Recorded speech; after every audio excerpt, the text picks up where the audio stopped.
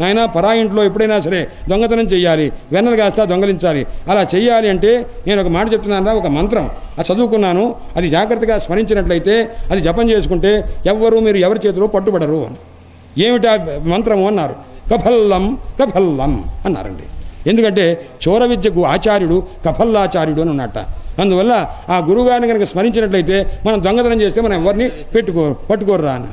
అయితే అలాగానే అని అందరూ కాస్త ఒంటి నిండా మీరు నూనెలు రాసుకోవద్దురా, దొంగలు నూనె రాసుకుంటారు, ఎవరన్నా పట్టుకుంటే జారిపోవాలని ఉద్దేశంతో మీరు నూనెలు రాసుకోవద్దు. మీరు ఏం రాసుకుంటారంటే వెన్న రాసుకోండి. ఎందుకంటే మనం ఏం తక్కువ నూనె రాసుకున్నా అంటే అది శరీరంలో తేజస్సు తగ్గిపోతుంది. అందుచేత మనం ఏం చేస్తే బాగా ఉంటుంది అంటే నూనె రాసుకోవద్దు, వెన్న రాసుకుంటారా. ఎవరన్నా పట్టుకోపోతే కఫల్లం భజే అనుకొని వెళ్ళిపోండిరా అన్నారన్నమాట. ఆ రకంగా చేశారు. బాగుంది అబ్బాయి, ఇప్పుడు మన వాళ్ళంతా చక్కగా చేస్తున్నారు కాబట్టి ఒక సంస్థ పెడదాం.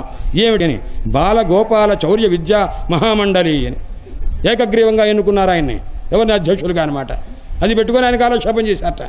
ఆ సంస్థ ఇదంతా ఏర్పాటు చేశాడే మహానుభావుడు అని సంస్మృత్య యాని కవిశోర బాల్యయోహో కాచిన్ మధుకరం దృష్ట్యా చూచారు. ఆయన తాలూకు బాల్య చేష్టలన్నీ కూడా గుర్తొచ్చినవి. ఒక మహాతల్లి చూచింది. ఎవరామె అన్నారు. కాచిత్ రాధాదేవి. గుర్తుపెట్టుకోండి. ఏమిటంటే ఎప్పుడైనా సరే రాధాదేవి యొక్క పేరు చెప్పకుండా ఏదో 2 అక్షరాల్లో వచ్చేట్టుగా అతి కష్టం మీద గురువుగారిని తలుచుకోపోతే ముందు కథ సాగదేమో అని సుఖయోగేంద్రుల వారికి భయం. సుఖయోగేంద్రుల వారిని బ్రహ్మవైవర్తంలో వస్తుంది. ఆ తల్లి రాధాదేవి కూర్చోబెట్టి ఆ మందిరంలో ఒక బంగారు పంజరాన్ని పెట్టి ఆ పంజరంలో ఈ చిలుక సుఖయోగేంద్రుడు సుఖస్వరూపంగా ఉంటే ఆ సుఖాన్ని పెట్టి కహురే కహురే సుఖ కృష్ణ కహురే నాయన చెప్పరా అబ్బాయి సుఖ కృష్ణ కృష్ణ మధ్యలో ఆగాట ఎప్పుడు. ఎందుకంటే రాధాదేవి రంగానే గురువుగారు వచ్చేసరికి ఆగుతుంది కదండి. ఆగుతాడుగా శిష్యుడు వచ్చి ఇలా అన్నాడు. లేదురా ఆపద్దు, చెప్పు కహురే కహురే సుఖ కృష్ణ కహురే ఆయన చెప్పరా అబ్బాయి, విడిచిపెట్టద్దు చెప్పు అని చెప్పి కృష్ణరసాయనాన్ని పలికిచ్చింది ఆ తల్లి. అందుచేత మహానుభావుడికి సుఖయోగేంద్రుల వారి రాధాదేవి అంటే గురువు. ఆ గురువు కాబట్టి ఆ గురువు గారి యొక్క స్మరణ చేయకుండా భాగవతం చెప్పడం ఇష్టం లేదు. ఆ చెప్పేటప్పుడు మధ్యలో స్మరణ చేశారు.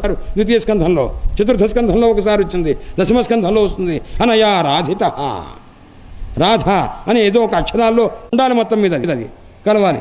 ఆ రకంగా చెప్పారు. అందుచేత అలాంటి ఆమెను కాచి స్త్రీ అన్నారనుకుని వెంటనే రాధాదేవి పేరు చెప్తే ఈయనకు మూర్ఛ వస్తుంది. మూర్ఛ అంటే ఏంటి? మోహం. ఆ గురువుగారు ఉపదేశం చేసినంత గుర్తొచ్చితే 3 నెలల పాటు ఆయన కాస్త స్ఫూర్తిలోకి రాడు. 3 నెలలు కాదు, 7 రోజుల్లో చనిపోవడానికి సిద్ధంగా ఉన్నాడు. 5వ రోజుకి వచ్చాడు ఆయన. ఇప్పుడు 3 నెలలు ఆయన సమాధి నిష్ఠుడైతే మొత్తం భాగవతం మొత్తం మీద 2 సార్లు కృష్ణ పరమాత్మ యొక్క కథ గుర్తొచ్చినప్పుడు వెంటనే తలుచుకొని సుఖయోగేంద్రుల వారు ధ్యానమగ్నులు అయ్యారట. వ్యాఖ్యానంలో స్పష్టంగా రాస్తారు ఈ మాట.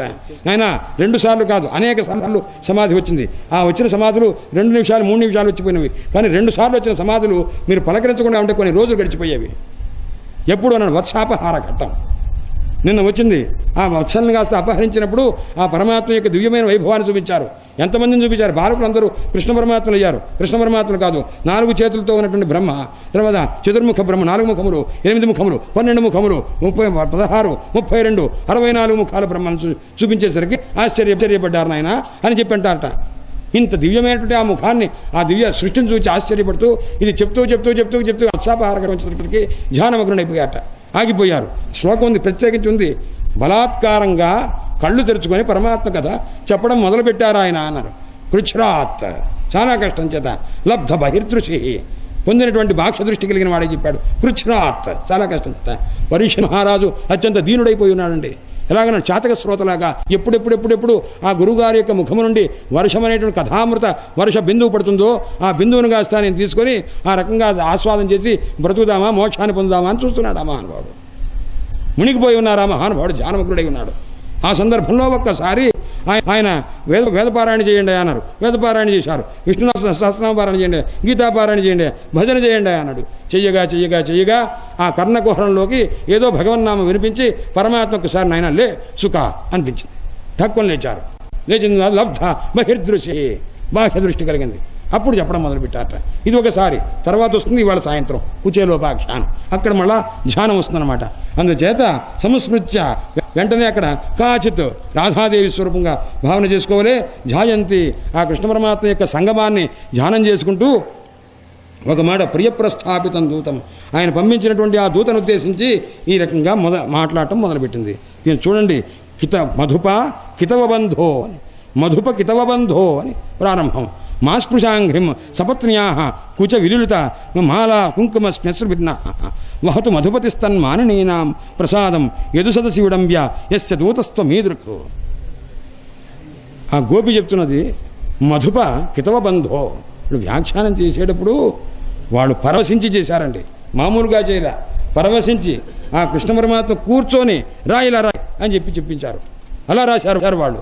అంతే తప్ప మా వ్యుత్పత్తితోటి ఆ వ్యాకరణంతో ఈ స్వారస్యం రావాలి, ఈ శబ్దంతో ఇవన్నీ కుంఠీ భవంతి ఉపరాదిషు ప్రయుక్త క్షురతైష్ణవతి. ఏమిటంటే ఇవన్నీ పరమాత్మ యొక్క స్వరూపం దగ్గరకు వచ్చేసరికి ఆయన చెప్పిస్తుంటే మళ్ళీ మీరు చెప్పేది ఏమిటండి? ఈ వ్యుత్పత్తులు ఏం చేస్తామండి? తన్నుకుంటూ రావాలి వ్యుత్పత్తులు, మీరు ఎన్ని చెప్పినా సరే అనమాట.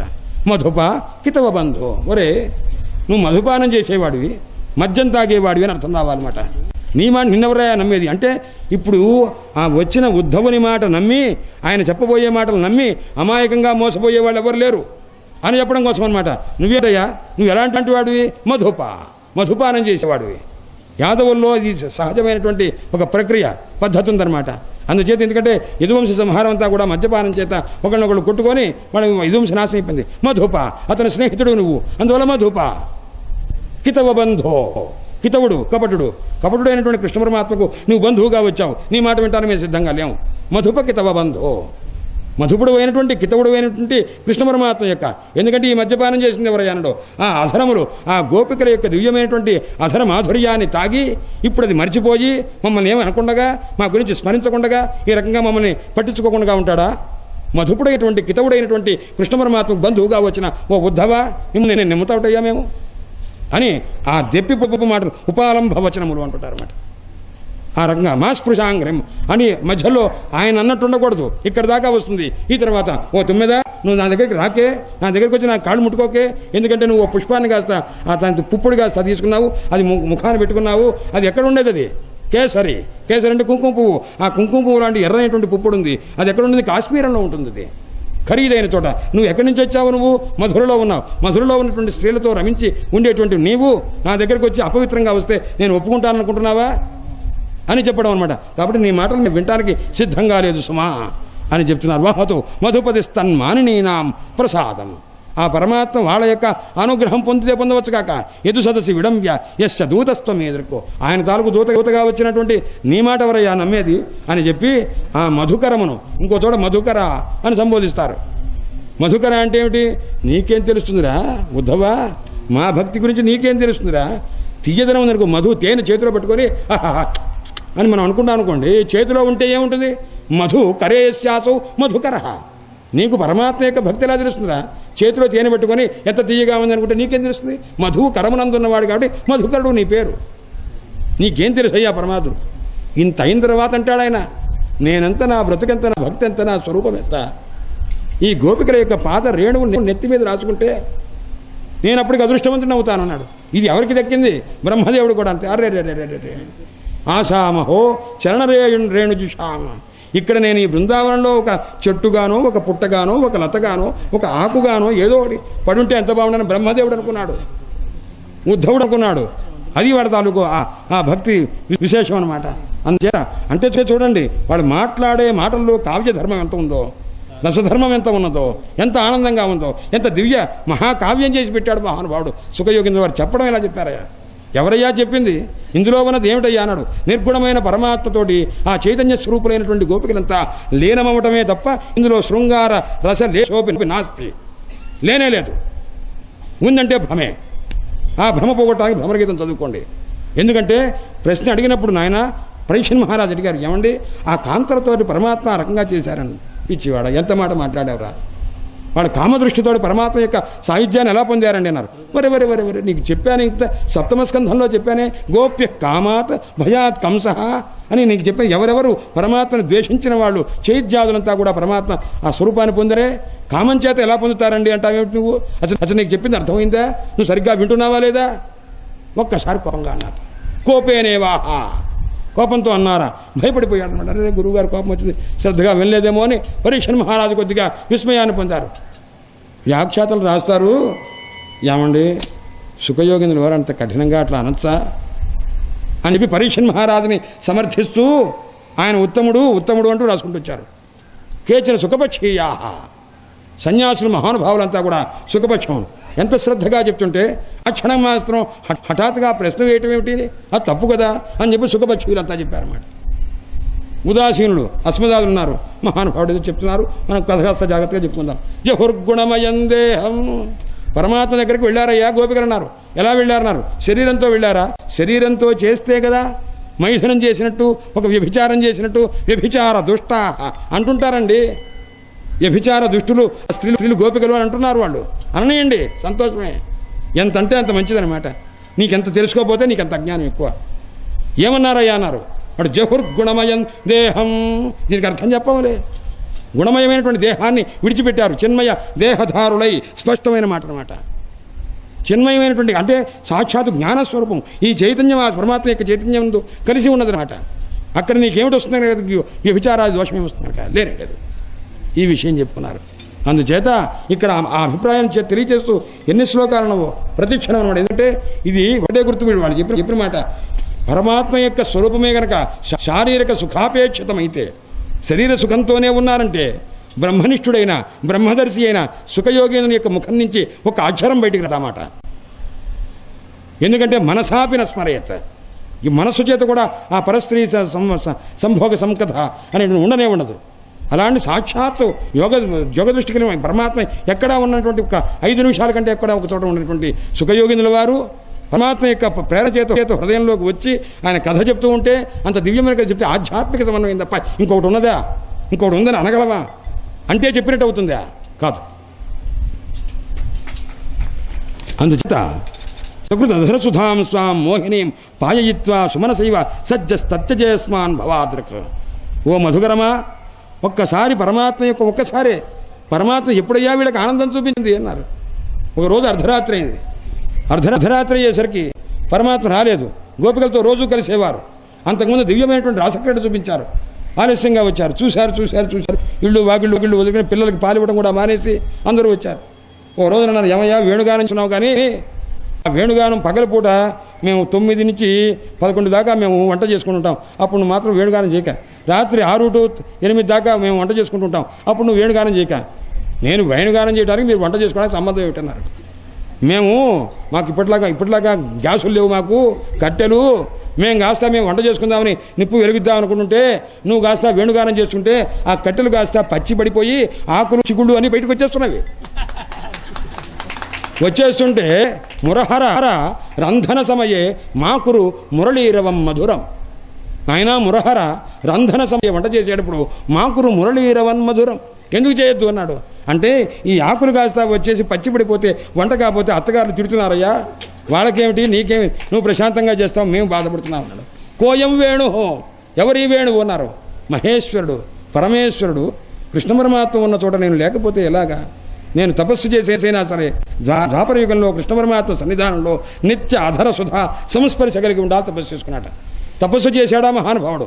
తపస్సు చేసి ఒక మహాత్ముని దగ్గర నిత్య సంబంధం ఉండాలంటే వాడు శరీర సంబంధమైనటువంటి మాలిన్యాదులు ఏదీ లేకుండా ఉండాలి. అందుచేత ఆ వేణువు ఎలా ఉంది అన్నాడు. లోపలంతా డొల్లైపోయి అది ఏమీ కాకుండా, అది రంధ్రములు ఏమి ఏ రకమైన మాంసాది రూపమైనటువంటి కండలు లేకుండా శుష్కమైపోయింది. ఎవరా? పరమేశ్వరుడు.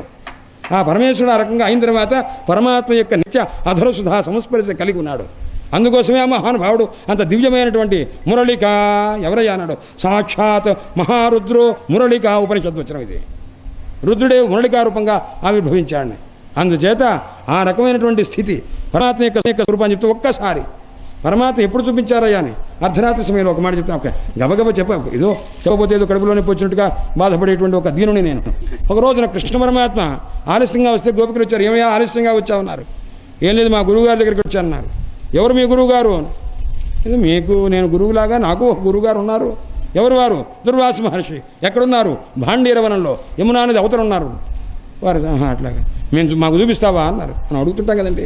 మా గురువుగారి దగ్గర వచ్చామంటే కొంతమంది శిష్యులు మీ గురువుగారు చూపించండి మాకు అని ఉంటున్నాక అనేసరికి అలా కాదు, ఆయన దగ్గరికి ఆయన చాలా కోపిష్ట, ఆయన మీకు తెలియదు, మీకు ఆయన సంగతి తెలియదు, ఆయన తట్టుకోవడం కష్టం అన్నారు. కాదు వెడతాము, మీరు ఇంత అర్ధరాత్రి దాకా వెళ్ళి ఆయన సేవ చేసి వచ్చారంటే ఆ మహానుభావుని మేము చేస్తాం, మేము ఎవరికి కోపం తెచ్చుకోం, ఆయన ఎన్ని తిట్టినా సరే కొట్టినా సరే. సరే అయితే ఆయన దగ్గరికి ఆయనకి ఏ పిండి వంటలంటే ఇష్టం ఉంటున్నారు. అంటే మొత్తం 56 రకాల పిండి వంటలు మేము మాకు చేతవు, మేము చేసుకుని పెడతా ఉన్నారు. ఆయన పెద్దగా ఏం తినేవాడు కాదు. అంటే అయినా సరే మేము తీసుకెడతామండి.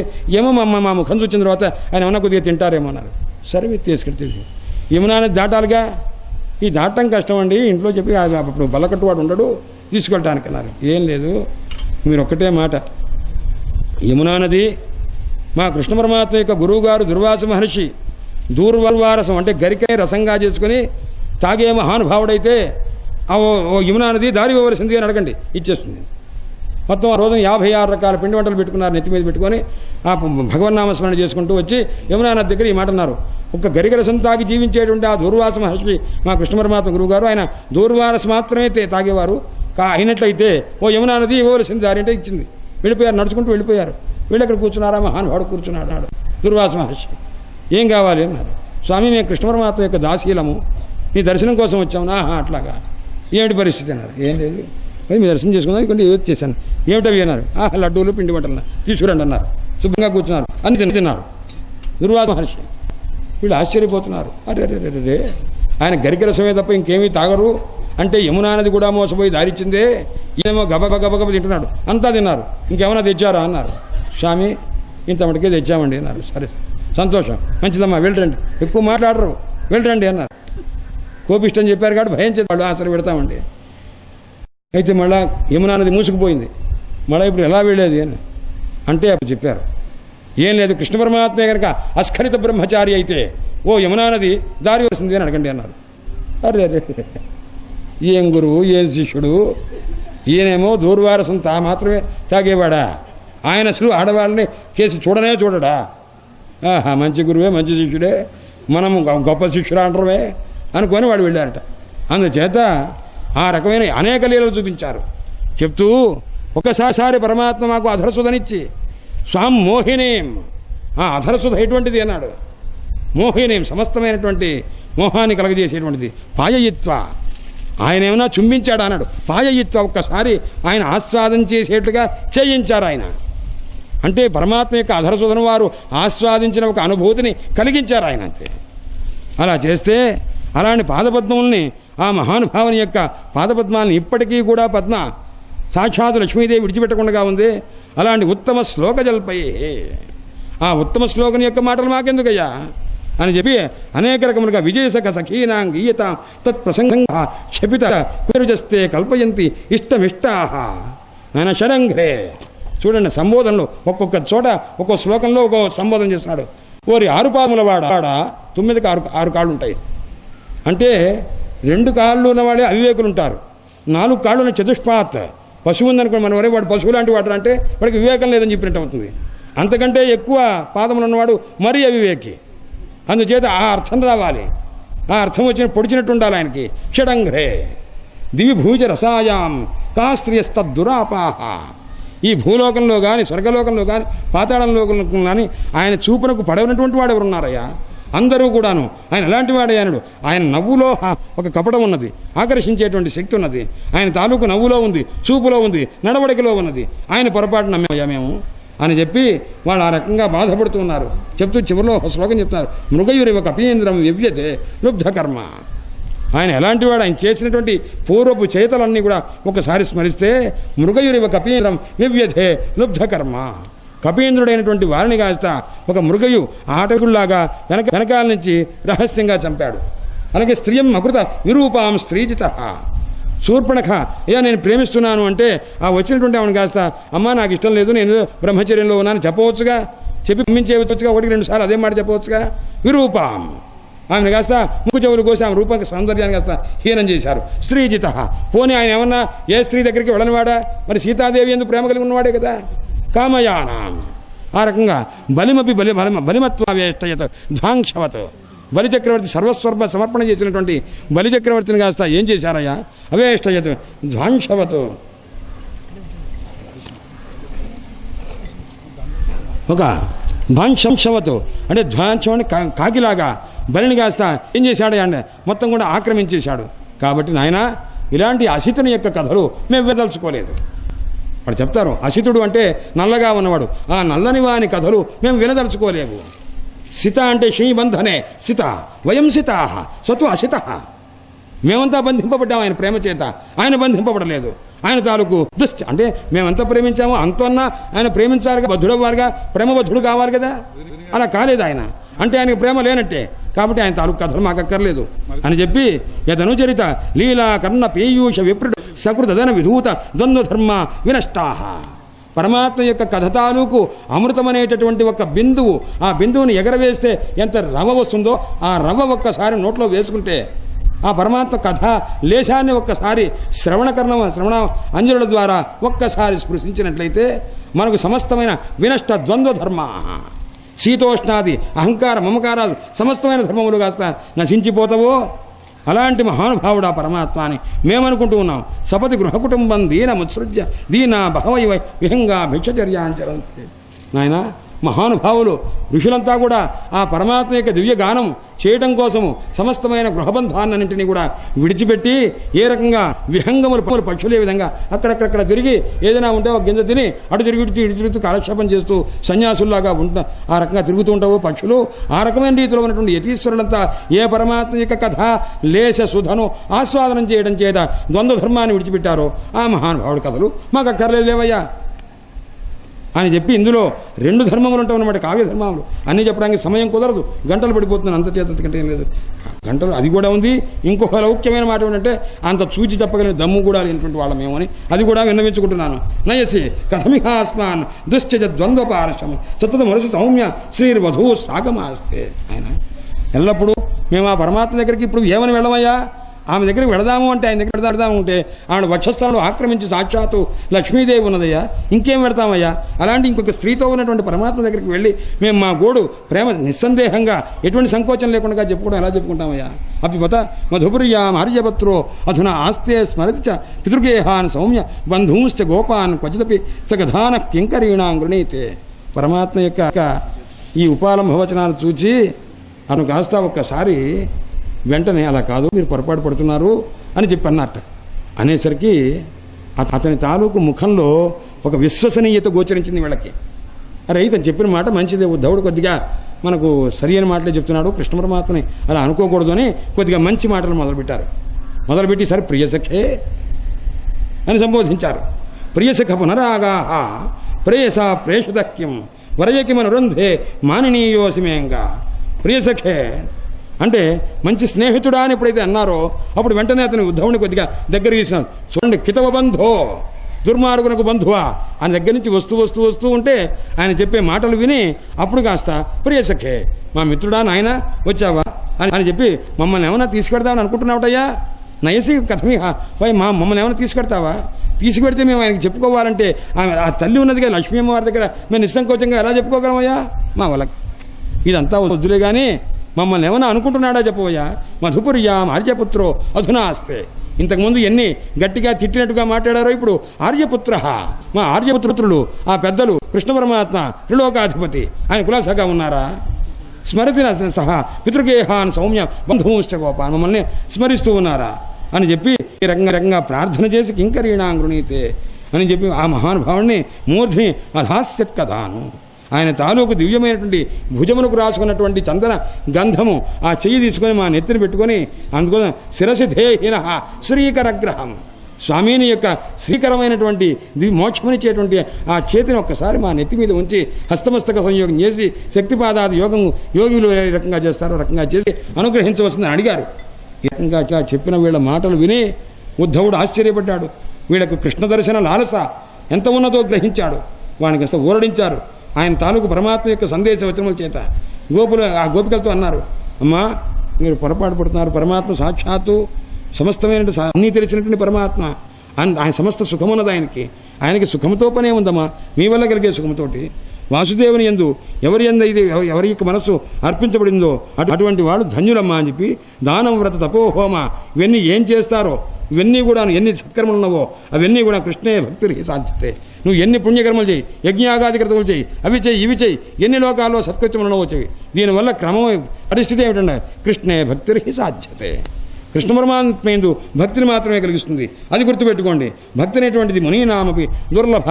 ప్రతి వాళ్ళకి ఆయన మోక్షమిస్తాడు పరమాత్మ కావాలంటే, భక్తి మాత్రమే కూడా అబ్బాయి, అది గుర్తుపెట్టుకోండి అని చెప్పారు. అలాంటి పరమాత్మ కూడా ఆమె యొక్క విరహాన్ని అనుభవిస్తూనే ఉన్నాడమ్మా. కాబట్టి మిమ్మల్ని చూచిన తర్వాత నాకు ఎంత గొప్ప భక్తి ఉన్నదో అర్థమైంది తల్లి అని చెప్పి. అయితే ఇంక నేను ఎక్కువగా మాట్లాడకుండా నేను ఒక మాట చెప్తా. కృష్ణ పరమాత్మ ఏం చెప్పారో ఆ ఉపదేశాన్ని మాత్రం చెప్తాను అని పరమాత్మ చెప్పిన మాటలుగా సుఖయోగిని వారు శ్రీ భగవాన్ వాచ కృష్ణ పరమాత్మ చెప్తున్నారట. ఇప్పుడు రుక్మిణి సందేశంలో కూడా ఇలాగే వస్తుంది. సప్తమి స్తోత్రంలో ఆ బ్రాహ్మణుడు వచ్చి అమ్మా ఆ కృష్ణ పరమాత్మ సందేశం చెప్తున్నాను అని చెప్పి ఆయన ఊరుకుంటాడు. ఇప్పుడు ఎవరు చెప్తారు? శ్రీ భగవాన్ వాచ అని మొదలుపెట్టి చెప్తాడనమాట. అది భగవంతుడు చెప్పినటువంటి మాటలే. అందుకే భవతీ నా వియోగోమే నహి సర్వాత్మనా క్వచిత్.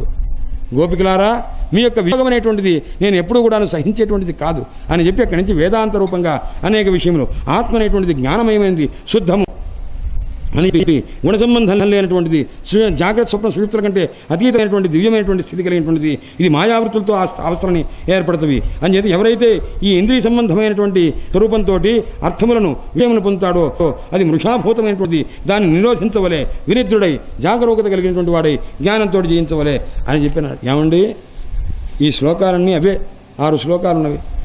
6 కాదు ఇంకో 10 శ్లోకాలు ఉన్నాయిపోండి.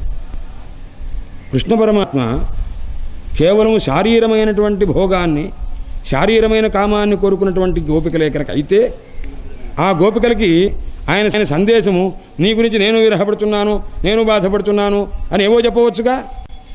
ఇంత ఆధ్యాత్మిక ప్రసంగం చేయవలసిన అవసరం ఉందండి. అడిగిన వాళ్ళెవరు? గోపికలు. ఎవరా గోపికలు? ఉపనిషత్ గోపికలు. ఉపనిషత్తులతోనే సమాధానం చెప్పాలి. ఆయన ఉపనిషత్తులే గోపికలుగా అవతరించి ఆ ఉపనిషత్తు అయినటువంటి గోపికలు అర్థాంతరంగా మర్మభూతంగా చెప్పినటువంటి మాటకు పరమాత్మ సాక్షాత్తుగా ఆ దివ్యమైనటువంటి తత్వోపదేశాన్ని చేశారు. అందుచేత చెప్తున్న శ్రీణాంచన ధాచేత సన్నికృష్టే అక్షిగోచరే. ఎప్పుడైనా భర్త దూరంగా ఉన్నట్లయితే మనస్సులో ఆ భర్త యొక్క స్వరూపాన్ని మీరు తలుచుకుంటూ ఉంటారు. కాబట్టి అలబ్ధరాసాహ, అమ్మా మీలో ఎవరైతే రాసక్రీడలో పాల్గొనలేదో, ఎవరైతే నా యందు నా తాలూకు అనుభవాన్ని మీరు పొందలేదో, అంటే నా సాన్నిధ్యానుభవాన్ని పొందలేదో వాళ్ళందరికీ కూడా దివ్యమైన అనుభవం కలిగేట్టు అనుగ్రహిస్తాను అని పరమాత్మ అనుగ్రహించారు. అందుచేత ఈ రకమైనటువంటి ఆ ప్రియతముని యొక్క ఆదేశాన్ని వినటువంటి వాడే ఆ గోపికలంతా కూడాను ఉద్ధవుడితోటి చాలా సంతోషించి ఆయన తాలూకు మాటలు, అంతకుముందున్న మాటలు, ఇప్పుడు చెప్పిన ఆ సందేశ వచనంలో అన్నీ గ్రహించారు. ఇంత వేదాంతాన్ని హక్కును గ్రహించారు ఆ మహాతరులంతా కూడా. గ్రహించి అప్పుడు గోపికలంతా అన్నారు, ఆహాహా అయితే ఆ కంసుడిని చంపారు ఆయన పరమాత్మ అని చెప్పి ఆ తాలూకు లీలనంతా ఒకసారి అనుకొని, అయితే ఆ గదాగ్రజుడైనటువంటి ఆ బలరాముల వారు మా గురించి అనుకుంటున్నారా ఆ మహానుభావుడు అని చెప్పి కథం విశేషజ్ఞ ప్రియశ్చ వరయోషితాం. సమస్త స్త్రీలకు ప్రేమపాత్రుడైనటువంటి వాడు. అందరూ ఏ పరమాత్మని యొక్క స్వరూపాన్ని నిరంతరం స్మరిస్తుంటారో ఆయన ఎలా ఉన్నారని చెప్పి అక్కడి నుంచి మళ్ళా మామూలు స్థితిలోకి వచ్చారు. మామూలు స్థితిలోకి వచ్చి నా సాధో గోవింద ప్రస్తుతే క్వచిత్ గోష్ఠీ మధ్య పురస్త్రీణాం కామ్యాహ స్వైరగధాంతరే. ఆ మహానుభావుడితో గడిపినటువంటి ఆ సమయములు కానీ ఆయన మాతో మాట్లాడినటువంటి అమాయకుల్లా ఏమీ చదువుకోని వాళ్ళలాగా మాతో మాట్లాడినటువంటి సన్నివేశములు ఆశ్చర్యం కలిగిస్తున్నాయి నాయన అని చెప్పి రేమే కొణచిరుణ నౌపుర రాసకోశ్యాం అస్మాభిరీడిత మనోజ్ఞకథ కదాచిత. మేము నాట్యం చేస్తే ఇలా నాట్యం చెయ్యి అంటే పసిపిల్లవాడిగా ఉండే అమాయకుడిగా నాట్యం చేస్తూ ఉండేవాడు. ఇలా చేయి అంటే ఆ రకంగా చేయమంటే ఆ రకంగా చేశారే. అలాంటి మహానుభావుడు ఆయన స్వరూపాన్ని తెలుసుకోలేకపోయాము. ఎప్పుడు వస్తారు కృష్ణ పరమాత్మ ఇక్కడికి అని చెప్పి వాళ్ళంతా నరేంద్రకన్యా ఉద్వాక్ష ప్రీత సర్వసూత్కృత. ఆయన అనేక మంది రాజకుమార్తెలను వివాహం చేసుకుంటారా ఏమిటి పరిస్థితి? అంత శ్రీపతే ఆప్తకామస్య. ఇదంటే అమ్మ సాక్షాత్తు శ్రీపతి ఆప్తకాముడు. ఆయనకేమిటమ్మా, ఆయనకి సౌఖ్యమునకు తేడా ఏముంది అంటే వాడు అనుకున్నారు, మాకు అర్థమైందయ్యా ఆయన ఎప్పుడున్నా చేసుకుంటే మధురలో ఉన్నాడు, ఒక రాజుగా ఉన్నాడు, రాజకుమార్తెలను వివాహం చేసుకుంటాడు. అలాంటి ఆయన మీద మేము ఆశ పెట్టుకున్నాం. ఆశ పెట్టుకోవడం మాదే పొరపాటు అన్నట్టు ఈ మధ్యనే మాకు ఒక విషయం తెలిసింది. ఒక మహాతల్లి చెప్పింది, అమ్మా ఆశాహి పరమం దుఃఖం నైరాశ్యం పరమం సుఖం. ఆయన ఆశ చాలా దుఃఖం రా అబ్బాయి, నిరాశగా ఉంటామని చాలా సుఖం నాయన. ఎవరు ఆ మాట చెప్పింది అన్నారు? మా ఆడవాళ్ళేనయ్యా. ఎవరామె పేరు? పింగళ. ఆవిడెవరు? వేశ్య. ఆమె చెప్పిందనమాట. ఏకాదశ స్కంధంలో వస్తుంది. అందుచేత ఆ పింగళ చెప్పింది మాకు శైరణ్యప్యాహ పింగళ. ఆమె వేశ్య అయినా ఆమె చాలా గొప్ప జ్ఞానరాలు. ఎక్కడుంది ఆమె? మిథిలానగరంలో ఉంది. మిథిలానగరంలో ఉన్న వేశ్యకు కూడా బ్రహ్మజ్ఞానం ఉన్నదనమాట. ఆమె చెప్పింది మాకు. అందుకోసం కృష్ణ పరమాత్మ మీద మేము ఎక్కువ ఆశ పెట్టుకునే స్థితిలో లేము. అందుచేత ఆశ దురచ్చయ. నాయన ఒక గొలుసు ఉన్నదట. వ్యాసుల వారు రాశారు గరుడ పురాణంలో. నైనా ఒక గొలుసు ఉంది, ఆ గొలుసు కట్టేసుకుంటే పరిగెడతారయ్యా అన్నారు. ఎవరికైనా గొలుసుతో కట్టేస్తే ఆగిపోతారు, ఎక్కడికి వెళ్ళరు. గొలుసుతో స్తంభాన్ని కట్టేస్తే ఏమన్నా పరిగెడతాటండి? పరిగెత్తడు. కానీ ఒక గొలుసు ఉంది, ఆ గొలుసుతో కట్టేస్తే తెగ పరిగెడుతుంటాట. ఆ గొలుసు తీసేసామనుకోండి, అంటే గొలుసు కట్టులేదనుకోండి, వాడు ఒక చోట ప్రశాంతంగా ఉండట. ఏమిటి ఆ గొలుసు అన్నారు? ఆశ అనే ఒక గొలుసుట. ఆశ అనే గొలుసుతో కట్టివేయబడ్డవాడు పరిగెడతాడనమాట. ఆశా బలవతీ రాజన్ విపరీత హి శృంఖల.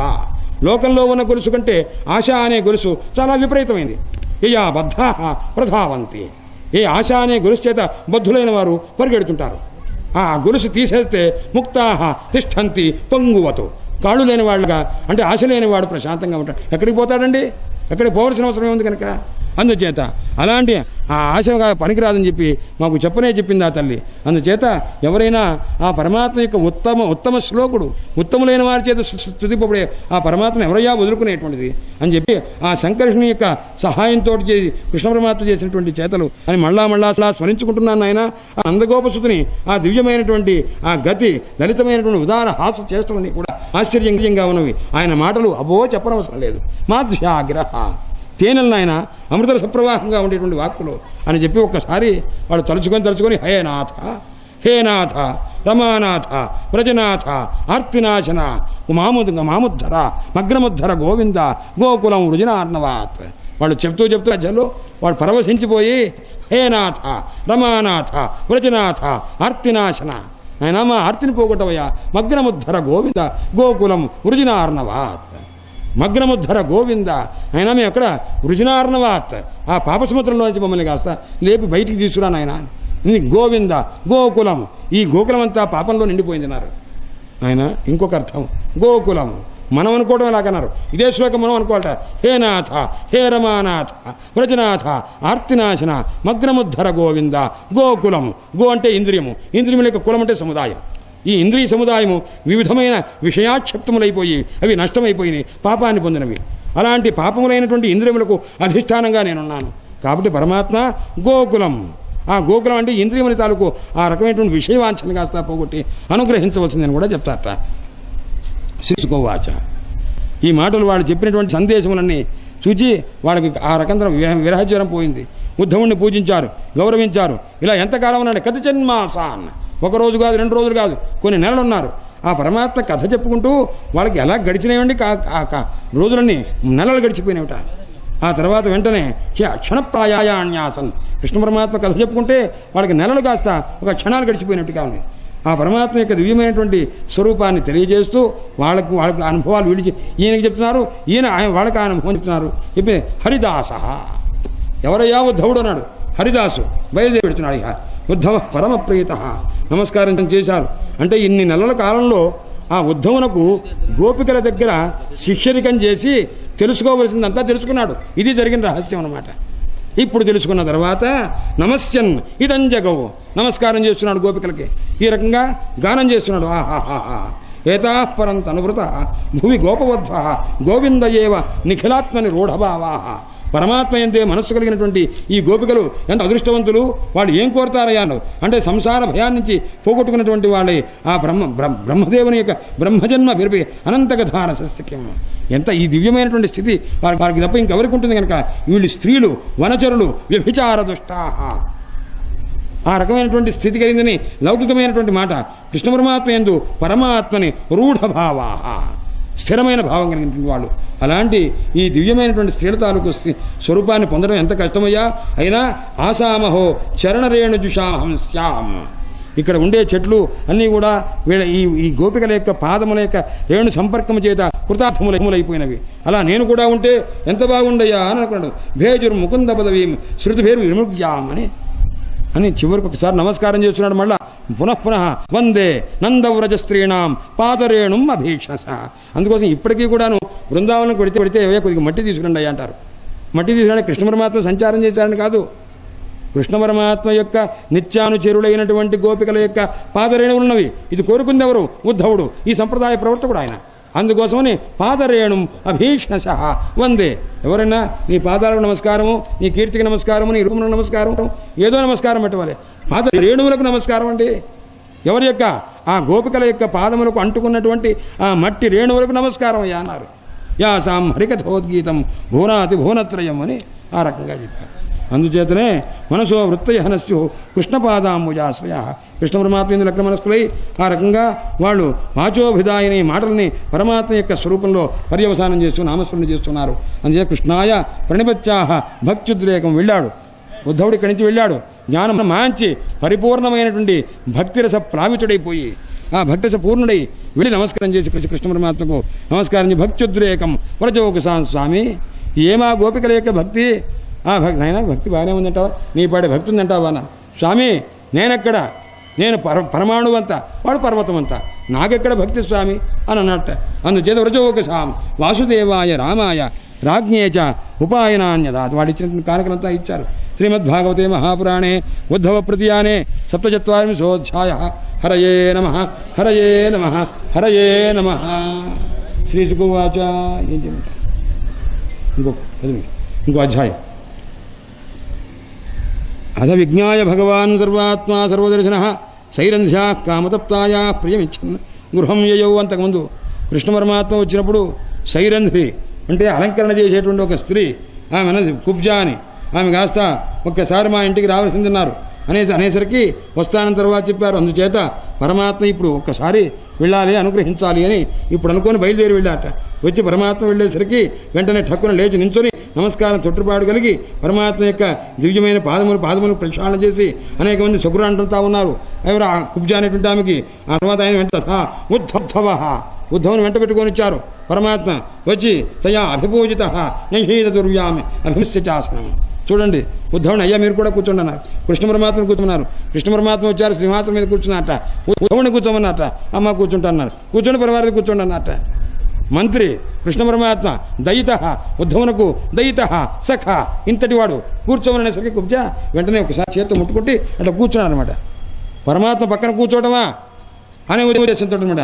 ఉర్వ్యాం అభిమృశ్య ఆసనం. ఎప్పుడైనా ఎవరైనా పెద్దవాళ్ళు ఇద్దరు కనుక గురు శిష్యులు ఇద్దరు వెళ్ళారనుకోండి, నమస్కారం చేసి కూర్చోండి ఇంకో గృహస్థుకు చెప్పాడు అనుకోండి, అప్పుడు గురువు గారు పైన కూర్చుంటాడు, శిష్యుడు కింద కూర్చుంటాడు. కింద కూర్చొని ఒకసారి చెయ్యి ఇట్లా పెట్టుకుంటాడు అనమాట. అంటే కూర్చున్నట్టు అవుతుంది. ఇంతకుముందు మనం చెప్పుకున్నాం దేవహోతి విషయంలో అనమాట. అందుచేత ఎన్ని ధర్మాలు వరుసగా చూస్తే అన్నీ తెలుస్తాయి. కృష్ణాభితూర్ణం శయనం మహాధనం వివేశలోకాచరితాన్యనూరత. ఆ తర్వాత దివ్యమైనటువంటి ఆ స్వరూపం ఆమె ఆదరించినటువంటి ఆదరణ ప్రసాదిత ఆత్మ ఉపససార మాధవం. ఆమె వచ్చి ఇప్పుడే వస్తానని చెప్పి లోపల కూడా దివ్యంగా అలంకారం చేసుకొని ఆయన్ని ఆకర్షించడానికి. అయ్యా పరమాత్మ యొక్క స్వరూపాన్ని పొందాలని పాపం కుబ్జ వచ్చింది. కుబ్జ వచ్చి ఇంత అలంకారం చేసుకుంది. ఇంతకుముందు చెప్పారు 16,108 మంది భార్యలు, దివ్యమైన రూపము. ఆ రూపం చూసి మన్మధుడు కాస్తా మోహితుడైపోయాడు. ఈ పంచబాణాలు నా శక్తి, నా తపస్సు, దీని చేత ఈ ముల్లోకాలందరినీ స్వాధీనం చేసుకోగలను, కానీ వీళ్ళంతా అక్కర్లేదు. ఒక్క కృష్ణ పరమాత్మ యొక్క పట్టమహిషి యొక్క సౌందర్యం చాలు యావత్ భువనాలు స్వాధీనం చేయడానికి అని అనుకున్నట్ట. అంటే ఇతని తాలూకు సౌందర్య నిర్మాణ విధానం కంటే వాళ్ళ సౌందర్యం ఎంత గొప్పది. 16,108 మంది. మన్మధుడు లాంటి వాడు ముగ్ధుడైపోయాడు. ఈ సౌందర్యం ఒక్కడు చాలయ్యా ప్రపంచం మొత్తాన్ని స్వాధీనం చేయడానికి అనుకున్నాడు. అలాంటి 16,108 మంది పట్టమహిషులంతా కూడా కృష్ణ పరమాత్మ యొక్క మనస్సును ఈషత్ నవ్యభ్య. పరమాత్మ యొక్క మనస్సు ఇంద్రియం, ఒక్క ఇంద్రియాన్ని, ఒక్క మనస్సును కానీ ఒక నేత్రేంద్రియాన్ని కానీ ఆకర్షించుకోలేకపోయారు. కిముత ఏం చేస్తారు? 300 కోట్ల మంది గోపికా స్త్రీలు, 16,108 మంది పట్టమహిషులు, మన్మధుడి మనస్సును సైతము కూడాను భయపెట్టి పారేసినటువంటి వాళ్ళు. అలాంటి వాళ్ళు ఏ పరమాత్మ యొక్క దివ్యమైనటువంటి మనస్సును ఇంద్రియం కుహకైర్నసేకుహు వాళ్ళు ఎన్ని చేష్టలు చేశారో పరమాత్మను ఆకర్షించడానికి. ఈ చేష్టలు చేయకపోయి ఆ పరమాత్మను ఆకర్షించలేకపోయినవి. ఆయన బ్రహ్మచర్యం ఎక్కడ? ఆయన నిత్యమైనటువంటి ఆ బ్రహ్మస్వరూప స్థితి ఎక్కడ? ఇదంతా ఇక్కడ. ఆమె వచ్చింది, అయినా సరే అనుగ్రహించాలి. అయ్యా ఎవరి స్థాయిని బట్టి వాళ్ళకి హాయిని కల్పించవలే. ఇది పరమాత్మ లక్షణం. అందుచేత ప్రగృహ్య శయ్యాం పరమాత్మను పట్టుకొని ఆయన కాస్త ఆమె భయపడిపోతున్నది. పరమాత్మ ఏమంటారో అని ఆమె చేయబట్టుకొని తీసుకొచ్చి ఆ శయ్య యందు కూర్చోబెట్టి ఆమెకు తృప్తి కలిగినటువంటి భావన కలగజేసి దోర్భ్యాం స్తనాంతర్గతం పరిరభ్య ఒక్కసారి ఆలింగనం చేసుకున్నట్టుగా చేసుకుని అప్పుడు శైవం కైవల్యనాదంతం ప్రాప్య దుష్ప్రాపమీశ్వరం. అయ్యా ఎంతమంది మహర్షులంతా కూడా నిరంతరము తపస్సు చేస్తే కూడా ఏ పరమాత్మ దర్శనము కూడా లేదు. అంత మహాతపస్సు చేస్తే మహాదేవతలకు శబ్ద బ్రహ్మరూపంగా ఒక అశరీరవాణిగా దర్శనమిచ్చారు తప్ప పరమాత్మ ఎప్పుడన్నా ప్రత్యక్షమై అనుగ్రహించిన సన్నివేశాలు ఎన్నున్నాయి గనక. అలాంటిది ఎంత అదృష్టవంతురాలో. అప్పుడు ఆమె కూర్చోమని కతి జన్మయ స్వామి నాతో కొన్ని రోజులు గడపవలసింది. రమస్వను నోత్సహే త్యక్తం సంగంతే అంబురు హేషణ. పరమాత్మ ఒక్కసారి పెద్ద కళ్ళు చేసి చూశారట.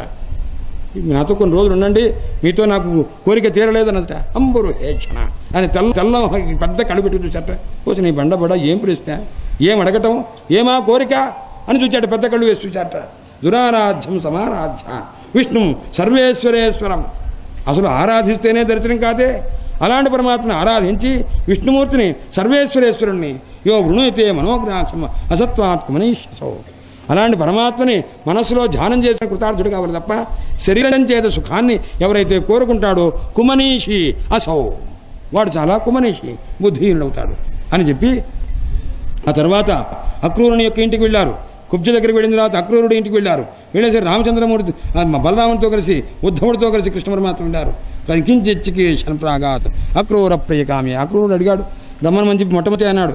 అనేసరికి నమస్కారం చేశాడు కృష్ణ పరమాత్మని, బలరాముల వారిని కూడాను. ఆ తర్వాత పూజ చేశాడు, ఆసన పరిగ్రహం చేసి పాదావనేజని రాపహ, ఆ కాళ్ళు కడిగినటువంటి నీళ్లు కాస్త ఒక్కసారి నెత్తిమీద చదువుకున్నారు. అందుచేత అయ్యా జ్ఞానావలంబకా కేచిత్ కొంతమంది కర్మావలంబకా, జ్ఞానాన్ని ఆశ్రయించి ఉండేవాడు కొంతమంది కాస్త కర్మను అవలంబించేవాడు. మరి మీరేం అవలంబిస్తారయ్యా అన్నారు. వయంతు హరిదాసానాం పాదత్రాణావలంబకా, మేము హరిదాసుల యొక్క హరిభక్తుల యొక్క పాదాన్ని రక్షించే చెప్పులున్నవే, ఆ చెప్పుని ఆలంబనంగా చేసుకుని జీవించేవాళ్ళం అని చెప్పినారా భక్తినిష్టమైన వాళ్ళు.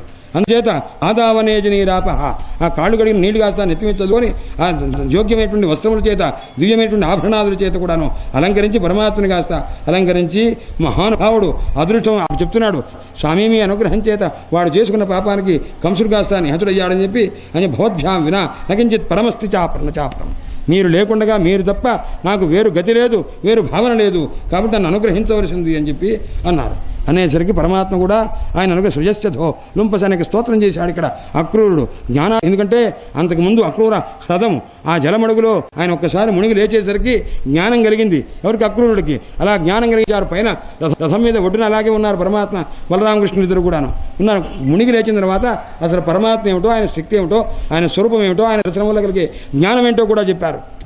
ఈ పరిస్థితి అంతా జరిగింది. రవసత్వం ప్రభోజ్జ వసుదేవ గృహేవతి అన్న మళ్ళా వాళ్ళకి కలిగిన అనుభూతి వాళ్ళు చెప్పుకోవటమే.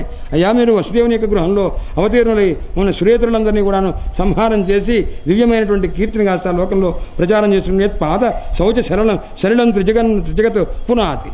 ఏ పరమాత్మ యొక్క దివ్యమైన పాదపద్మముల యొక్క ఆ పాద శౌచ శరీరం ఆ గంగ కదా విష్ణుపాదం అయింది. అది ఏం చేస్తుంది అన్నాడు. త్రిజగత్ పునాతి, 3 లోకాలు పవిత్రం చేస్తుంది ఆ విష్ణుపాదంలో పుట్టిన గంగ. అలాంటి సత్వం జగద్గురు అధోక్షజ ప్రవిష్ట. స్వామి నీవు అనుగ్రహించావు మా ఇంటికి వచ్చి అని చెప్పి, ఏ పండితుడు నీ యొక్క శరణం పొందకుండా ఉంటాడయ్యా అని చెప్పి ఆ పరమాత్మ ధ్యానం చేశాడు. దిష్ట్యా జనార్దన భవానీ హన ప్రతీత, మా అదృష్టం కొద్దీ నీవు ఇక్కడికి వచ్చావు, నాకు దర్శనం ఇచ్చాము, యోగేశ్వరులకు కూడా పొందడానికి శక్యం కానటువంటిది. స్వామి నిన్ను అడిగేది ఏమిటి అని అంటే చెప్తున్నాడు, ఒక్క వరం అడుగుతున్నాడు. ఛింధ్యాహో నహ సుతకళత్ర ధనాప్త దేహాది మోహరశనాం భవదీయ మాయాం. నాకు నీ యొక్క మాయను పోగొట్టవయ్యా అన్నాడు. నా మాయ నిన్నేం చేసిందయ్యా అన్నారు. అయ్యా సుత పిల్లవాడు, కళత్ర భార్య, ధనము, ఆప్తులు, గేహము, దేహము, ఈ రకమైనటువంటి ఒక తాడుతో కట్టేశావు నాయన నీ మాయా అనేటువంటి తాడుతోటి. ఇప్పుడు ఆ తాడు లేకుండా పోతే అంటే అది తీసేస్తే అప్పుడు నేను సుఖంగా ఉంటాను, నీ ధ్యానం చేసుకుని మోక్షాన్ని పొందుతాను నాయన అని పరమాత్మ అడిగారు. ఈ రకంగా అర్చన చేసి స్తోత్రం చేసి ఆ భక్తుడైనటువంటి అక్రూరుడు ఈ రకంగా చేసేసరికి పరమాత్మ ఒక్కసారి అక్రూరుడికి కేసి ఒక చిరునవ్వు నవ్వారు. ఏం కావాలండి నీకు? మోక్షం కావాలంటే ఒక చిరునవ్వు ఇచ్చారు. చిరునవ్వు మోక్షమే. దాని చేత మోక్షం లభించింది, ఆ స్ఫూర్తి కలిగింది, ఆ ఆనందానుభూతిని పొందాడనమాట. అందుచేత అప్పుడు ఆయన ఇప్పుడు మాట్లాడుతున్న చూడండి, నేనేటయ్యా నీకు ఇచ్చేది మోక్షం, సత్వన్నో గురువు, నాకు నువ్వేనయ్యా గురువు అని ఇక్కడ చెప్తున్నారన్నమాట. అక్రూరం సమ్మోహయన్నివా, కొద్దిగా సమూహపరిచేట్టుగా, నేను నీ గురువు ఏమిటయ్యా, నువ్వే నాకు గురువువి, శ్లాఘ్యమైన వాడివి, బంధువువి, నువ్వు మమ్మల్ని రక్షించాలి. కొంతమంది అంటుంటారన్నమాట. కొద్దిగా అలా అంటుంటంలో ఏంటంటే నాకున్న గొప్పతనం నాకున్నది అని చెప్తూ ఒకసారి నువ్వే పెద్దవాడువయ్యా అని అలా చెప్తున్నాను. సమ్మోహయన్నివా, మోహింపజేస్తూ ఒక పరీక్ష అనమాట. స్థూణ నిఖనన న్యాయం అని ఆ భక్తి ఏ పాటి ఉందో ఒకసారి చూడాలని ఒక గుంద కొట్టిన తర్వాత అది లోపలికి దింపిన తర్వాత గట్టిగా ఉందో లేదేనో 4 రాళ్ళు వేసి మట్టి వేసి గట్టిగా ఉందో కదులుతుందో లేదో ఇటు కదిలిస్తుంటాం అనమాట. అలాగే మన భక్తిని పరమాత్మ పరీక్షిస్తుంటారు. సమ్మోహయన్నివా, సమ్మోహపరుస్తూ అనమాట. అంతా చెప్పిన తర్వాత ఒక శ్లోకం నక్షమ్మయాని తీర్థాన్ని నోదేవా మృచ్ఛిలామయా తే పునంజురుకాలేన దర్శనాదేవ సాధవ. నాయన మేమేమిటయ్యా అక్కురా, నువ్వు గొప్పవాడివి. జలములు తీర్థములున్నవే, గంగాది తీర్థములన్నీ కూడాను అవే తీర్థములు తరింపజేస్తాయని అనుకోకర్లా. అవి తీర్థములు కాదు, దేవతామూర్తులున్నవే. ఆ మట్టి శిలారూపంగా ఉన్నవి అవి దేవతలు కాదు. అవి చాలా కాలం ఉపాసన చేయగా చాలా కాలం గంగలో స్నానం చేయగా అప్పుడు ఎప్పుడన్నా పుణ్యం కలిగి ఏదైనా చిత్తశుద్ధి కలిగి మోక్షం రావచ్చునేమో. కానీ నువ్వు సజ్జనుడు అయ్యా, నిన్ను చూస్తే చాలయ్యా, దర్శనాదేవ సాధవ. ఈ శ్లోకాన్ని సుఖయోగేంద్రుల వారు ఒకసారి చెప్పరు, 2 సార్లు చెప్తారు. అంతకుముందు ప్రహ్లాదుడు ఒక శ్లోకం చెప్తాడు. అయ్యా అది ఏమిటి అని అంటే, ఆయన జిహ్వైకతోచ్యుత వికరిషతి అని ఒక శ్లోకం ఉంది. అది కూడా 2 సార్లు వస్తాయి. అలా రెండోసారి వచ్చే శ్లోకాలు 3, 4 ఉన్నాయి మొత్తం మీద. అందులో ఇది ఒక శ్లోకం అనమాట. అది చాలా కాలం తర్వాత అది పవిత్రం చేస్తవి, దర్శనం మాత్రం చేసే సజ్జనులు అనుగ్రహిస్తారు.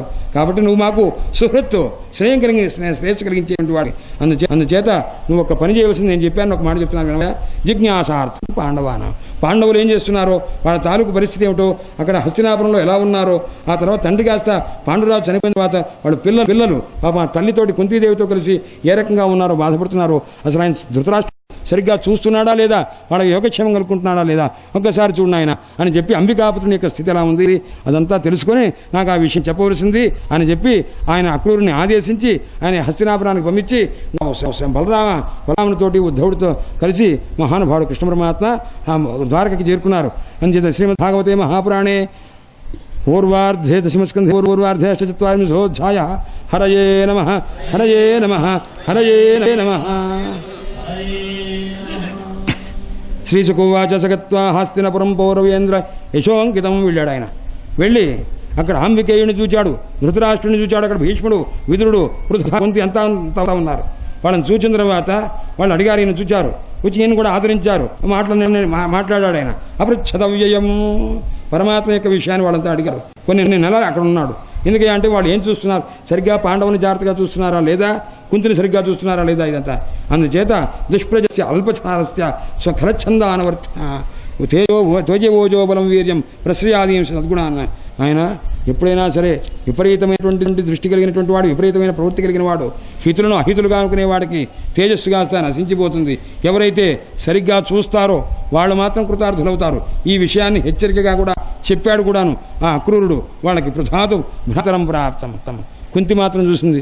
అక్రూరుడు అన్నగారు వచ్చారని చెప్పి సమీపించి చాలా సంతోషంగా, నాయనా అక్రూర అన్నయ్య కులాసగా ఉన్నావా, ఒక్కసారి పితరవు భ్రాతరశ్చమే, నా యొక్క తల్లిదండ్రులు కానీ సోదరులు కానీ అంతా కులాసగా ఉన్నారా, భ్రాతృపుత్రాశ్చ జామయ, ఇంకా బంధువులంతా కూడా కులాసగా ఉన్నారా, అసలు నా సోదరుని యొక్క కుమారుడు ఆ మేనలుడు కృష్ణ పరమాత్మ ఎవరయ్యా ఆయన, శరణ్య భక్తవత్సల, అందరికీ శరణిచ్చేటువంటి వాడు, భక్తవత్సలుడు, మమ్మల్ని కాస్త ఏమన్నా అనుకుంటున్నాడా, ఆ రాముడు ఎవరయ్యా బలరాముల వారు కాస్త కులాగా ఉన్నారా అని చెప్పి ఆ మహానుభావుని యొక్క స్వరూపాన్ని ఒక్కసారి గుర్తు తెచ్చుకొని, ఇప్పుడు మమ్మల్ని గురించి అడిగాడమ్మా, మీ గురించి అడిగాడమ్మా, నన్ను కనుక్కోమని పంపించారమ్మా అని అనేసరికి వెంటనే ఆ మహాతల్లి శాంతయిష్యతి మాం వాక్యై పితృహీనామశ్చ బాలక అన్న.